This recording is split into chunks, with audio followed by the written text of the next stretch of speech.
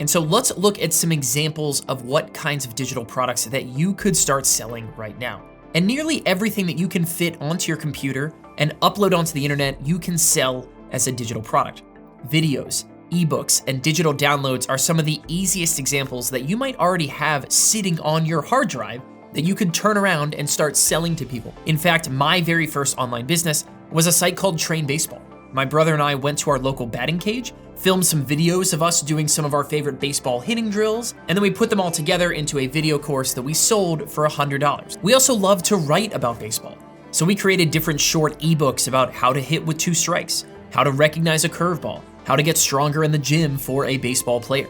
We exported those into PDFs and sold those as ebooks. But digital products aren't limited to products. It can also be services. SamCart is home to thousands of business owners who provide services like coaching, web design, video editing, lawn care, legal help, SAT tutoring, and everything else in between. They bill their clients entirely online with no physical storefront and no actual things that go in the mail to the people buying from them.